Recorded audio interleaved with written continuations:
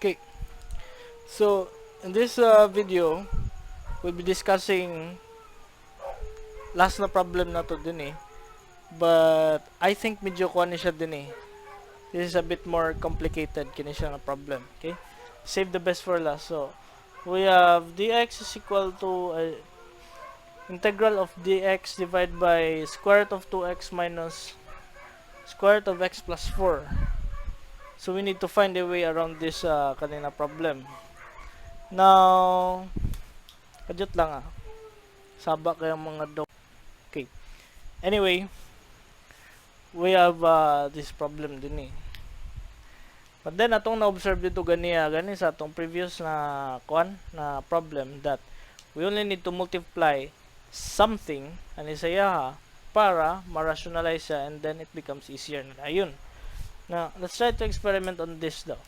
We already know that a minus b times a plus b is equal to unsa a squared minus b squared or pwede sa tamo yung din na unsa a times a ako ibalik diri just for the sake of ako ninyo minus b a squared b squared b squared.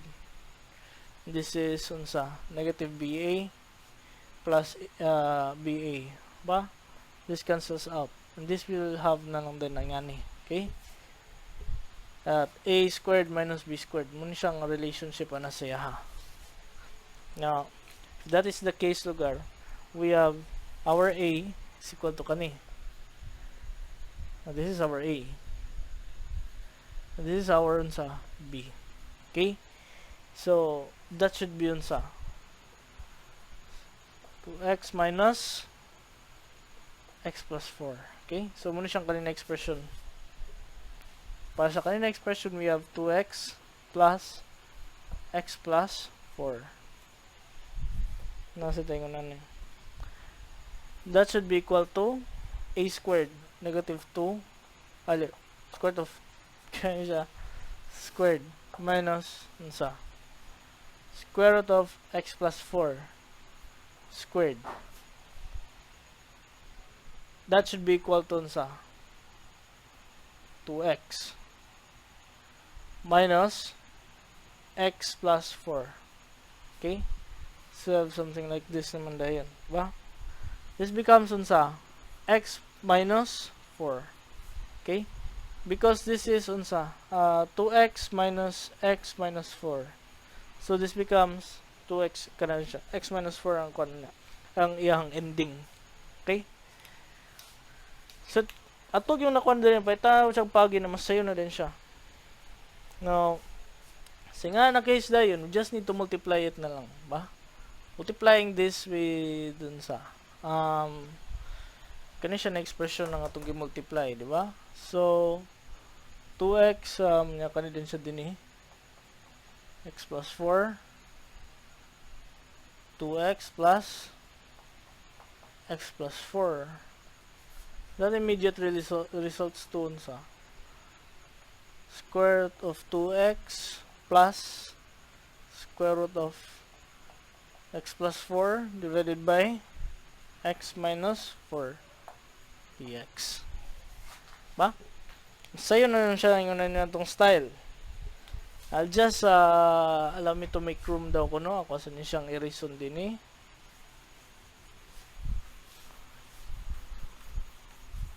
So we have this expression, di ba? Now I can break this down into two integrals.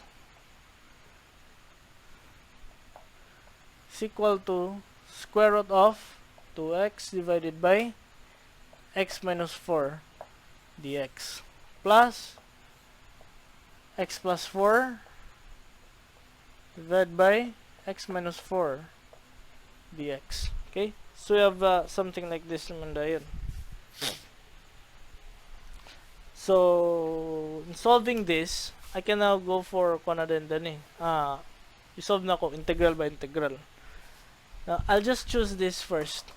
Yung mas ganahan ko niya. I'll just ignore the other kuan lang sa. I have sa 2x over x minus 4 dx. I'll try to settle this daw ko no. Saan ako na siya pagkundan eh.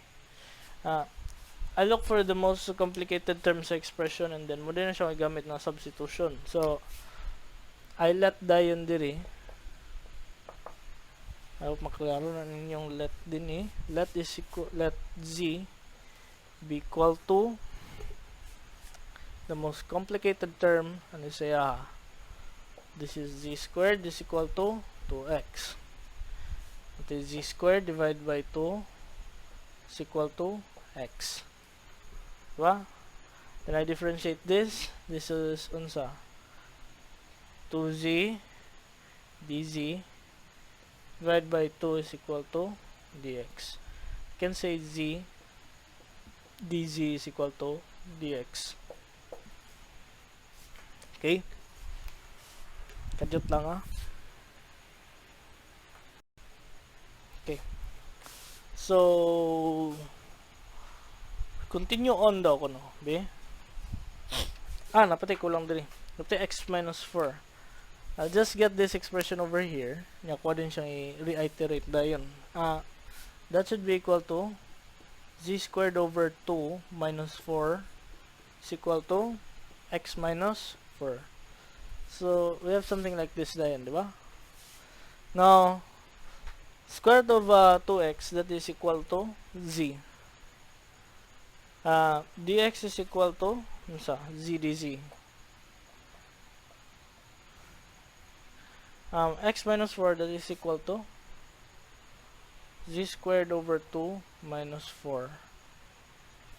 So, ako na siyang ikuan din eh. Dula-dulaon ta ni siya. That should be equal to z squared dz. So, this should be equal to z squared minus 8 divided by 2. Ba? So, ako rin siyang maingon diri. This is 2z d squared dz divided by z squared minus 8. Okay? So, natin nga klaseng expression na po dayan. Now, next na ito na-goal na sa rin diri is that kani siyang z ang kuan na sad atong i-observe ni siya. This is a fraction. Na siya numerator, na siya denominator. And to observe this sa dayon, observe this further, you take note of this, the power ana siya ha. Its highest niya na power, that is 2 sa numerator. Highest power niya sa denominator is equal to sa 2 gyapon. Okay? So, natin nga na klaseng kuha na dayon kanang expression, ba? So, if kanay atong makuan, equal raman ang ilang highest powers, so we can do long division, ba? So, let's try to talk about long division na po din. Okay? Long division.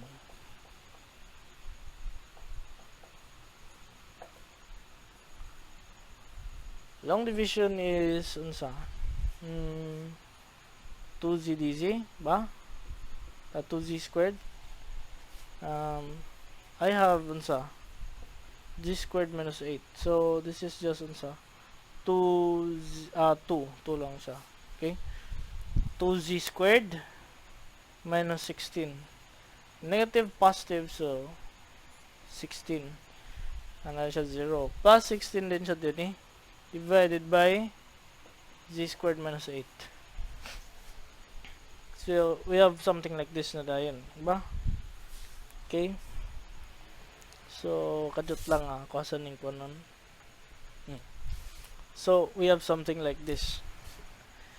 Now, I can say din diri na this is equal to the integral of 2 plus 16 z squared minus 8, okay? dz, okay? So, ano siya dito? From there dayon, I would like to break this down asad. Okay? I have 2 plus 16 over z. What is the square root of 8? Well, what is the square root of 8? I think that is 2 square root of 2. Okay? 2 square root of 2 na siya. So, aside from long division, ako ma-observe din na z squared minus 8, that is unsa? Breakable. Okay? That is breakable. Now, I can say din rin na when you say z is equal to, z minus z squared daw. Z squared minus 8, that is equal to 0. Ako siya breakdown. Kani siya din z squared is equal to 8. 8 is equal to 2 cube. Ba? Square root na ako na siya. I will have unsa plus and minus 2 3/2. Okay? Which is equal to unsa? 2 3/2 is equal to 2 square root of 2. So I can say na lang din diri that this can be expressed in this way. 2 square root of 2 multiplied by z plus 2 square root of 2. Diba? I can say that much na dayon. Nasa nga na case din diri, ako siyang ito siya expound. So this is 2 square root of 2 z plus 2 square root of 2 16 din siya din ba? So you have something like that na po. So if this is breakable, in which ato na siya na breakdown sa yung na factors, then what we have here is also another partial fraction problem. Okay? So partial fraction sa problem na po. Allow me to erase all of this. Okay? Tagaan sa tamog chance mo naman ko na. So allow me to erase all of this and have something like this na dayon. Ba? Now, singa ni nakaso na pod, kadyot lang in this case, kanina sa 16 na kung pansinon. Okay? Partial fractions ano niya. Diyan na ako ni-mind si number kaning kon 2. Okay? 16. That is z minus 2 square root of 2 z plus 2 square root of 2, and that is equal to unsa? A z minus 2 square root of 2 plus b z plus 2 square root of 2. Okay? So kanina koan situation, we have this. Ako na siya i-con and then multiply na ko siya. We'll have 16 is equal to sa a z plus 2 square root of 2 plus b z minus 2 square root of 2. So natin ano ni further simplification plus b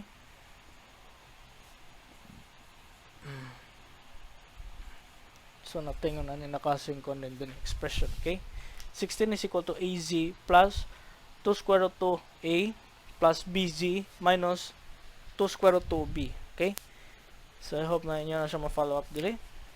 I will have z to the power of 1, z to the power of 0. I can easily find out that this 0 na siya.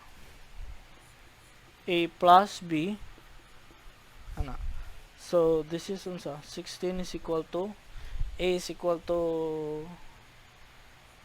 2 square root 2a minus 2 square root of 2b. Okay? So, murag lisod man tong kwanda ni kana katong magic na to na pagi. But anyway, akong gusto mo na ni saya I substitute a din so b is equal to negative a nga siya negative positive na siya. So a is equal to sa 16 divided by 4 square root of 2. Okay, that should be equal to Kadot lang.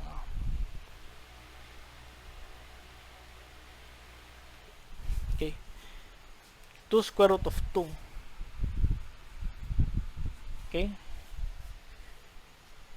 And then, nga to ding b din diri is equal to negative a. Is equal to negative 2 square root of 2. Okay. So, nga na itong kandin, itong kalabasan. Now, sa nga na case, ako lang siya isulat din eh. That should be equal to 2 square root of 2 divided by z minus 2 square root of 2 minus 2 square root of 2 z plus 2 square root of 2. Okay? Kadiyot lang allow me to make room sa. Okay. So we have surmised that this expression here is actually equal to kani. Diba? So I can just rewrite everything na dayon din eh. That should be equal to sa 2 plus 16 2 square root of 2 z minus 2 square root of 2 square root of 2 z plus square root of 2 ba? Now, if I were to integrate this term by term, then I will have 2z plus 2 square root of 2 ln z minus kana siya 2 square root of 2 minus 2 square root of 2 ln z plus 2 square root of 2. Kana siya. Tingnan na ni ako pag ini siya tidy up gamay 2z plus 2 square root of 2 ln that is equal to sa z minus 2 square root of 2 z plus 2 square root of 2. Okay, so natin nga kasing expression daw in which our z is equal to sa square root of 2x ba? Now kabi kay siya kakwan ba? Complicated. Nya kana siya it just started all with kanilang na integral.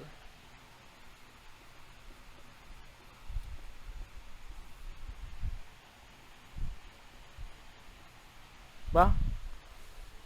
Medyo siya taas kayo. That is for kanipa. Okay, so napatay sa ka-problem din which is kato. Kajot lang ako asan ni siyang ikwan ako asan ni siyang i-box diri. This is still part 1 sa tong problem. Okay? Allow me to make room sa ako asan ni siyang i-tidy up gamay. Okay.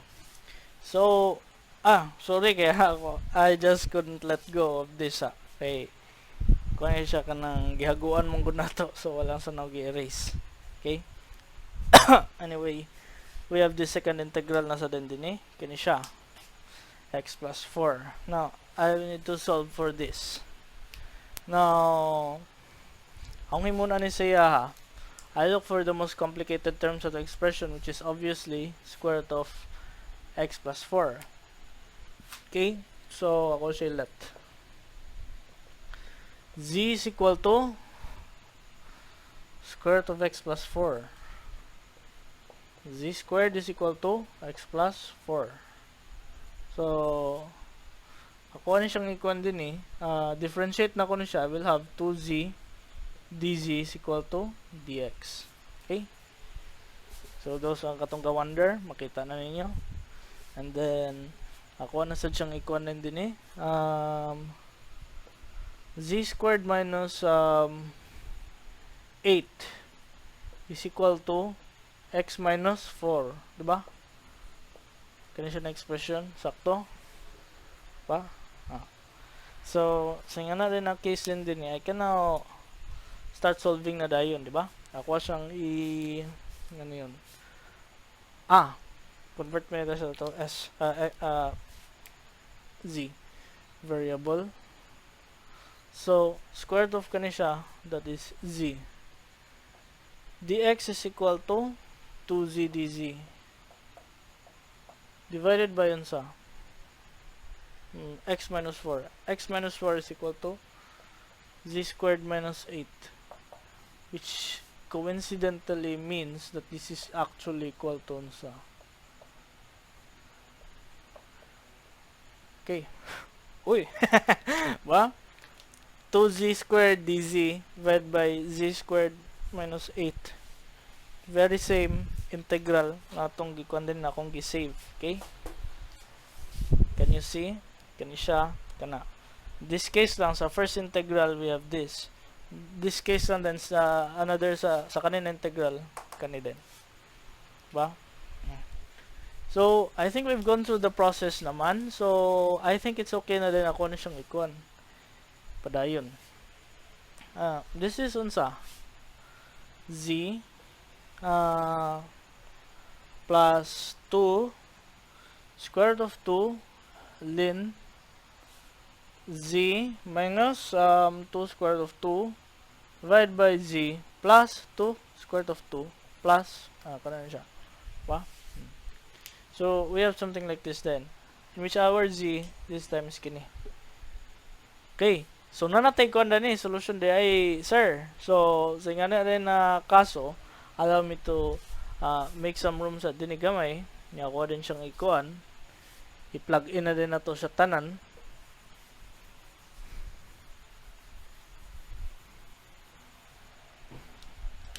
At this integral immediately results to sa kani 2z, z na to is equal to square root of 2x plus 2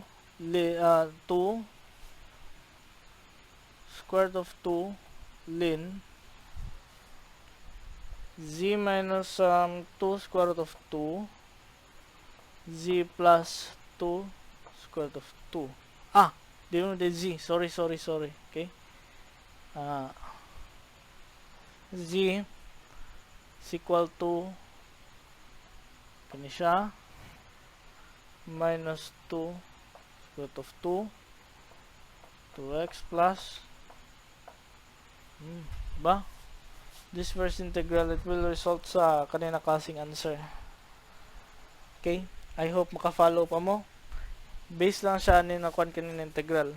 Kaya observe mo to, wala na gilaw sa x kay kuan ba kayo siya ba? Gusto na idungan na lang silang duha. Okay? So, we have something like this ang atong integral. Now, this second integral na sa dayon, that's a different story naman. So, that is plus to same gyapon siya principle. Galing ang z na to is equal to kani. So, this is x plus 4. Plus 2 square root of 2 ln z na to x square root of x plus 4 minus 2 square root of 2 x plus 4 plus 2 square root of 2 plus c na rin ta. Okay? This should be our final answer. Pero pwede pa man ito siya ikuan. Simplify na to. Gamay. Sa gamay lang. Kaya medyo kuan naman kayo siya kanang taso kayo. This is square root of 2x plus 2 square root of x plus 4 plus 2 square root of 2 ln that is square root of 2x minus kani siya multiplied by x plus 4 divided by square root of 2x plus 2 square root of 2 x plus 4 minus plus Whoa. Let's see. Okay.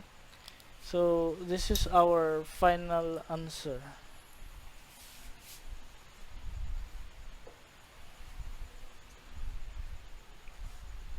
Gets? Medyo cumbersome yun siya kanina process, but hell, muna yung gina siya itong integral calculus. Okay?